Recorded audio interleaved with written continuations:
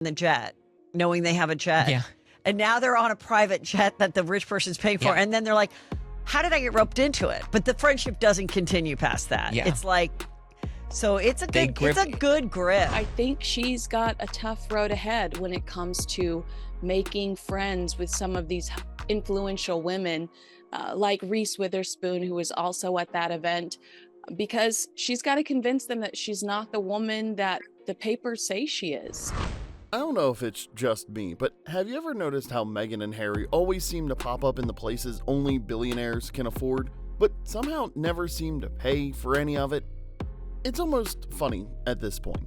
Every time you turn around, they're popping into someone else's mansion or stepping off a jet they didn't book, and the wildest part is that people in Hollywood are starting to talk. You can feel the shift. Folks who once tolerated them are now backing away, like, yeah, something feels off here. Meghan Markle and Prince Harry's grift has been exposed as the duplicitous Duchess is caught lying about the paparazzi. Now, we're diving into all of it. The Aspen stunt, the fake paparazzi drama, the collapsing lawsuits, the security meltdown. This whole grift lifestyle is getting messy, and to be honest, the cracks are beginning to widen beyond the Sussexes' control. I think that it was not just about getting information. It was about being seen, and you are who you associate with. And she wants people to see her with some of these, unbelievably successful entrepreneurial women and, assume that she's like them. Now, when someone compliments your house a little too much? That slow, sugary tone that makes you think, all right, what do you want? Well, that is exactly the energy Meghan brings into these rich circles, and she's good at it. She'll stroll into a room full of people who actually built their fortunes, flash that polished smile, and start talking about how she and Harry just adore Aspen. And here's where it turns into a performance. She'll casually ask, when are you not using your place up there? All soft and innocent, like she's just making conversation. Then, suddenly, that friend is handing over their keys to this massive mountain home like they signed up for some charity raffle that they definitely didn't. Because right after that, Meghan has the nerve to slide in the real question, the one she's been waiting for. So how do we get there? As in, which private jet are we taking? And somehow, Harry jumps right in to seal the deal. He's like her closer, the final pitch. He just smiles, nods, and waits for the billionaire to say yes so they can step onto a jet they didn't book and a trip they didn't pay for. He's the handbag to Meghan. He just kind of tries to do these things to support her. People in Hollywood see the pattern. They talk about it. They compare notes. It's the kind of story that spreads fast because everyone seems to have a version of it. A borrowed house here, a free jet ride there, and those friendships never last long. They fade the moment the loaned luxury dries up. They do stuff like that. They're like, or at least they did. Oh, we love Aspen. When are you not using your house? And then all of a sudden they go, okay, fine, you can use the house that week. And then they're like, and then where do we get in the jet? Knowing they have a jet. Yeah. And now they're on a private jet that the rich person's paying for. Yeah. And then they're like, how did I get roped into it? Now, there's something almost fascinating about the way Meghan and Harry move through life. They act like they're sitting on tech founder money when everyone knows the check stopped hitting like that a long time ago. It's this strange performance where Meghan floats around like she's the face of an empire and Harry tags along trying to make it believable. And the funny part is how obvious the act has become in Hollywood. People talk and people compare experiences. You'll hear things like, they showed up expecting the full VIP treatment and I didn't even know they were coming. That kind of thing. It's the energy of two people trying to keep up a lifestyle they assumed would last forever without realizing it actually requires income. Meghan pushes the image harder than anyone though. The fancy clothes, the forced poses, the attitude like she's holding court. Then you hear designers complaining that pieces she borrowed never found their way back. It paints a picture that tells the story on its own. A couple who loves luxury as long as someone else is covering the bill. Harry does this little supporting actor routine. He tries to make Meghan's version of reality feel solid. He jumps in with that polite smile, nods at the right moments, and does whatever makes the illusion look real. But everyone around them can see the cracks. Celebrities who move in those circles know the difference between wealth and pretending. It's getting harder for them to pull it off. The invitations are fewer, the side eye is stronger, and every time they show up somewhere extravagant, the first thought people have is, who paid for this? And that should tell you everything. This is what people know about Harry and Meghan. They are the kind of people that they want to appear like they have all this wealth and they are like royalty. And this is just a fantasy in Meghan's head. But we know Harry to be the one out there trying to, help with the things that Meghan has wanted him to do. Now let's talk about Harry's long-standing security saga with the UA, because honestly, at this point, the whole situation has turned into one of those things you almost laugh at because the entitlement is so bold. He wants the British taxpayers to cover his protection every time he flies in for a quick photo op or some Hollywood-related project. Think about that for a second. He walked away from the job but still wants the benefits. It's like quitting your company and then showing up asking for the corporate credit card. What makes it even more ridiculous, though, is how he frames it.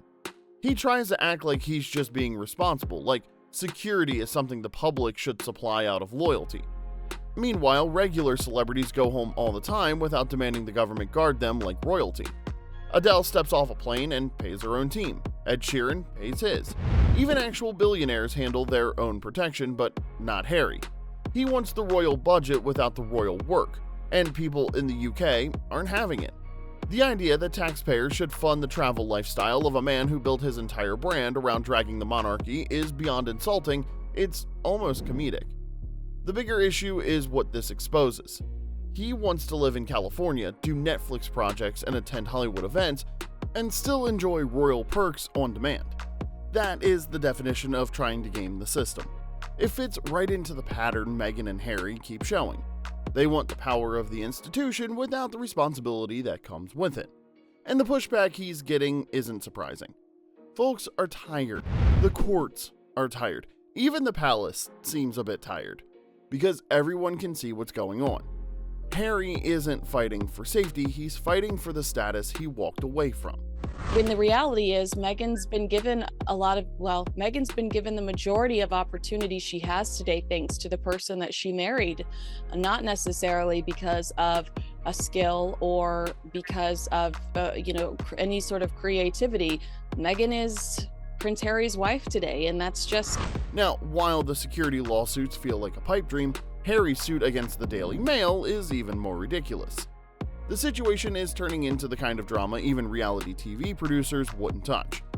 It started as his big moment to hold the press accountable, and now it's slipping through his fingers faster than Meghan can schedule a staged photo op. The case took a hit when a key witness stepped forward and said he never made the statements Harry's team relied on. That alone set off alarms. Then news broke about evidence in the mix that shouldn't have been there at all. And now Harry's name is floating around a legal mess that feels sloppy and reckless. It makes you wonder who is advising him. There's this pattern forming where he keeps diving into battles he definitely isn't prepared for, almost like he signs off on things without thinking through the consequences. P. Dina called it out in the video. She said Harry is drifting toward people who don't exactly have the cleanest reputations. Once rich friends and safe connections pull away, you attract a different crowd. The kind who love attaching themselves to someone with a famous last name, even if the name no longer carries respect. What makes it worse is how out of place Harry seems in all of this. He cut himself from the institution that kept him grounded, and now he's trying to navigate complex legal fights with no support system. Meghan is pushing the Hollywood chase, and he's just trying to keep up, and somehow they both keep stepping into situations that damage them more every time. This lawsuit didn't expose the media, it exposed Harry, and the damage will stick longer than he thinks. It is so embarrassing because they don't really have the earnings. They don't have the empire that they wish they had. So people know, they see them coming a mile away. Now, if you've been following Meghan for a while, I'm pretty sure you've noticed this weird vibe around her relationship with paparazzi. She wants the photos and the attention and the headlines. But the moment a camera pops up in a way she didn't script, she slips into this dramatic, oh no, we're being chased routine. It's like watching someone rehearse two different roles and mixing up which one they're supposed to play that day. That clip of her in the car asking, "Do we have that pap on the scooter again?" tells you everything. The tone, the forced concern, then Harry trying to tie it to Diana as if a guy on a scooter is the same thing as what his mother dealt with. Real fans of Diana know better, and real paparazzi know better as well. Now, here's the funny contrast. Meghan struts into fashion shows, smiling at every flash like it's her personal spotlight, with no panic, no scrambling, and no fear. She loves those camera moments because they elevate her image. But when she needs a sympathy storyline for interviews or a press cycle, suddenly the same cameras become a threat. Suddenly, she's a victim. People in the industry see through it. According to folks who actually work around big names, staged paparazzi setups are nothing new for Meghan and Harry. They want to be seen. Then they flip the script and claim harassment when it benefits them. Meanwhile, actual A-listers like Beyonce and Jay-Z manage to move around without a scene whenever they want privacy. The truth is simple. Meghan wants the attention on her terms. She wants to be photographed when she's styled and glowing, and she wants a pity narrative when it helps the brand. And people have caught on. The act isn't landing the way it used to. She was the girl from the TIG. She was the girl from Suits, but that girl would not be invited to this event that we saw her at. There's no way she would have received an invitation. The thing about Harry is that he keeps trying to pretend he's the injured party while acting like the chaos isn't coming from his side. This whole war with the family narrative didn't fall out of the sky, he built it piece by piece. And the Canada trip drama is the perfect example.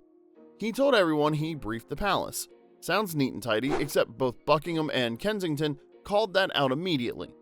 They didn't even bother softening it, they basically said that never happened. And right when William has a major week in Brazil, what pops up? Harry in Canada. Meghan magically showing up on her movie set for the first time. A convenient leak about it landing exactly when the headline should be on William. Even King Charles had something scheduled that week. The timing feels planned. It's like Harry isn't content unless he's tugging at the same spotlight everyone else is supposed to be in. People close to the royals have said this isn't new. Harry has been playing this quiet sabotage game for years. Every time the family has a big moment, he drops a new story or appearance to compete. It stopped looking accidental a long time ago. P. Dina was right. Harry carries himself like someone who's never heard the word no. He's used to getting his way, and now that he's out of the system, he's still acting like the rules should bend. Jealousy toward William plays a big role too. You can feel it. It leaks through his choices again and again. Now at this point, even people who once sympathized with him are tired. The constant drama, the timing games, the family stunts, it all paints a picture of someone who can't stand being in the background, even when the background is exactly where he put himself. These various different grifts are collapsing, and it's no way to live. You know, it is no way to live, but it's what happens when you are living beyond your means. Did you know there was a moment when Harry could have turned the whole story around? A small window where he could have rebuilt trust, stayed connected to the family, and shown he had a real purpose outside the scandals. And he wasted it. Instead of stepping up, he cashed in. He pushed out interviews, projects, and drama that made him look petty instead of principled. People forget how fast that window closed. Prince George is still young, but he's already stepping into the spotlight more because of King Charles's health challenges. And as George rises, Harry fades. It's harsh, but that's how the monarchy works. There's room for the heir, there's room for the next generation, but there isn't much room for the brother who chose endless scandals. What makes it even more sad is how avoidable it all was. Harry didn't need to be the perfect royal, he just needed to not burn the bridge he was standing on. Instead, he lit it on fire, walked away, and then acted shocked when the public didn't chase after him.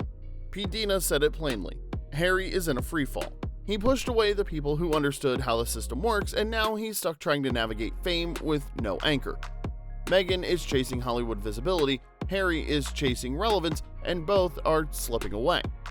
The public sees it, the royal family sees it, even former supporters see it. That window of redemption is gone.